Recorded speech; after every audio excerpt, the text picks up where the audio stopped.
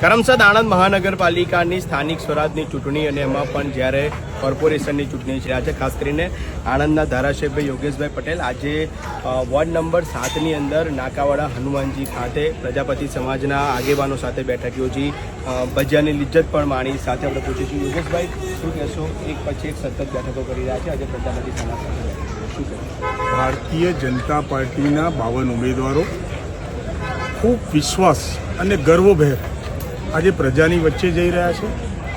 યશસ્વી વડાપ્રધાન નરેન્દ્રભાઈ મોદી સાહેબ અને ગુજરાતની ભારતીય જનતા પાર્ટીની સરકાર ભૂપેન્દ્રભાઈ પટેલ સાહેબની સરકાર જે રીતના કામ કરી રહી છે, જે વિકાસના કાર્યો થઈ રહ્યા છે, એ રીતના લોકોમાં એક લાગણી છે કે અમારા ઉમેદવારો પાર્ટીના ઉમેદવાર નહીં, પોતાના ઉમેદવાર મનનભાઈ એવું માનીને ચાલે છે કે આ ભારતીય જનતા પાર્ટીના ઉમેદવાર એમના પોતાના પરિવારના ઉમેદવાર છે.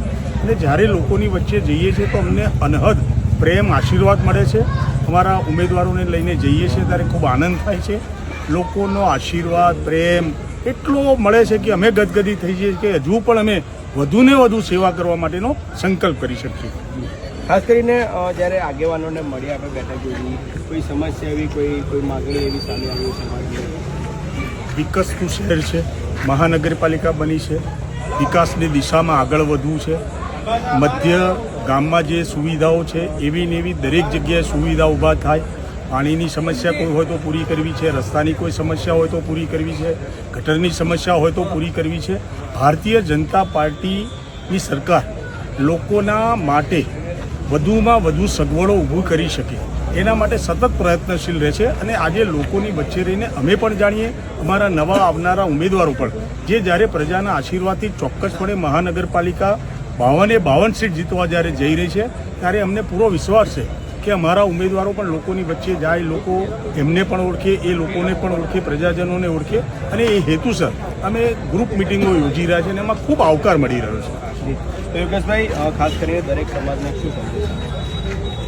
દરેક સમાજ ભારતીય જનતા પાર્ટીનો પોતાનો પરિવાર છે અને પરિવારમાં આજે જ્યારે પ્રસંગ આવ્યો છે, આ મહા ચૂંટણીનું આજે સમય આવ્યો છે ત્યારે દરેક સમાજ આદરણીય નરેન્દ્રભાઈ મોદી સાહેબનો જે વિકસિત ભારતનો સંકલ્પ છે, આદરણીય ભૂપેન્દ્રભાઈ પટેલ સાહેબે જ્યારે મહાનગરપાલિકાને એક પૂર્ણ કરવાનું વરદાન આપ્યું છે ત્યારે આ ગુજરાતની 5મા ક્રમની મહાનગરપાલિકા બને એ દિશામાં જ્યારે આ કોર્પોરેટરો કામ કરશે એના આશીર્વાદ દરેક સમાજના લોકો ભેગા થઈને જે વોર્ડમાં જ્યાં આગળ જે ભારતીય જનતા પાર્ટીનો ઉમેદવાર છે એને પૂર્ણ રીતે અને પૂરી પેનલને મત આપીને વિજેતા બનાવે એવી હું આજે આપના દ્વારા અપીલ કરું છું.